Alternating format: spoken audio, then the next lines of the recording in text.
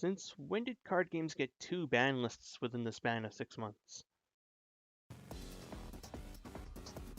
Greetings YouTube and welcome to the Blue Corner. In this video I'm going to be talking about the Fighters Rule update that Cardfight Vanguard got that will be taking place at the start of June this year. And with it, Bushiroad is more or less trying to address the 2 most played clans in the game, Gear Chronicle and Grand Blue, and it goes after the 3 most prominent decks of them, Chrono Jet, Time Leap, Night Rose, and 7 Runner, with restrictions to Interdimensional Dragon, Head Around Dragon, Mick the Ghosty and Family, and 7 Seas Helmet. All these can now only be played at 1, and I have some things to say about that. So we'll start off with Nitro, as 7 Runner is the one that probably is the least of the played decks of these 3. 7 Runner is still very popular in Japan, as the Ruby Labyrinth booster gave him a nice little shot in the arm, but just restricting Night Runner alone was not enough to outright kill the deck. It's still very much a thing, and I won't be surprised if we start seeing it played over here, as 7 Runner was very popular in North America before it got hit on the ban list here. But Nitro to 1, I do believe will hurt the deck somewhat, as he's probably one of the most free cards in this game, just from a design standpoint. All you need is a MSC's Vanguard, and bam, there he is. He can take your worst card and replace it with a 7k booster. Your columns are fixed. He can get performing zombies that have done their job out of there, Mick the Ghosties that are hollowed out of there. Does kind of suck though that for Night Mist decks you can't call things and then instead of them dying this guy replaces them, but it's a necessary evil just to try and keep this deck in check. And then Head Around Dragon and Mick the Ghosty I think kind of tie in together because they are the backbone of their respective decks' defensive plays. Head Around Dragon is used in conjunction with Vanguard Gear Cat in order to give Chrono Jet a 10k buff, and Mick the Ghosty is used in conjunction with Negro Lily for Night Rose to get a 10k buff.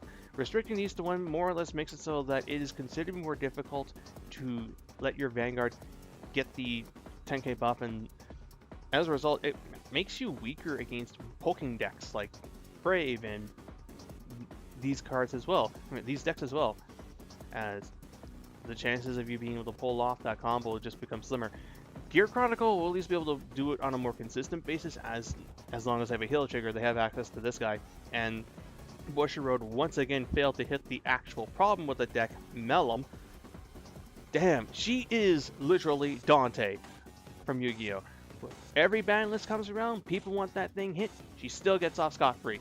Head Around Dragon is the Beatrice in this instance.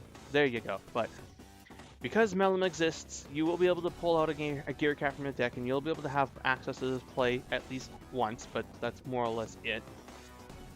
As far as Mick the Ghosty though, that's a bit of a blow, as this was used offensively and defensively. The defensive powers we know, but offensively, this card's very good too. A play that would come up is after you've gone through your Go Watches and your Dragons, you would use Negro Songer to call out Negro Bone, who would then call out Mick the Ghosty to buff something up even bigger. I think it would Mick the Ghosty would buff something in front of it by 10k, so that the Negro Songer is like 20k, and the other thing is like plus 10k in the 4k booster.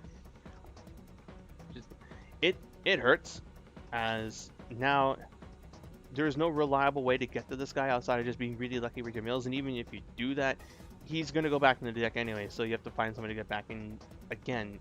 I could see some Grand Blue decks running Performing Zombie from set... What set is this anyway? BT17? Yeah, the one that when he's placed on rear, you look at the 10 cards on the top of your deck and put one of them into the drop zone. It's either you do that, or you just say fuck it and go 11 crits in 1 stand, just because your 1 stand is really good.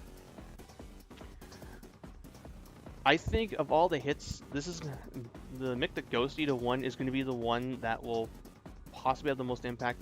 Like, I don't think it's going to be enough to knock Night Rose off her perch as one of the best decks in the game, but it's going to make her definitely weak defensively speaking, and the deck's going to have to find other ways in order to deal with poking decks that would otherwise like rack up damage against it.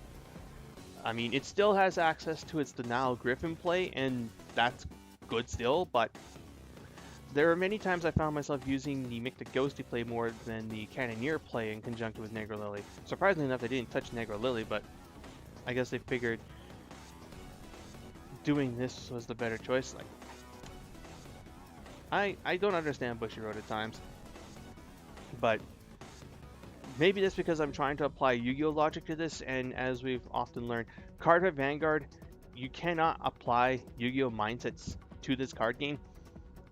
And when you stop trying to look at it from that mindset, I guess it becomes a little bit less frustrating, but that's a discussion in itself. I won't do that here, but yeah, that's just a quick rundown of my initial thoughts on this ban list.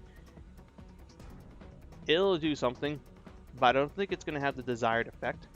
The decks that are being listed here will still be played. I mean, the Japanese meta is still going to be Gear Chronicle, Grand Blue, Sanctuary Guard, Bluard, Link Joker, and then we are more or less waiting on set 11 to drop, and then Nubatama will be our new Dragonic Overlords.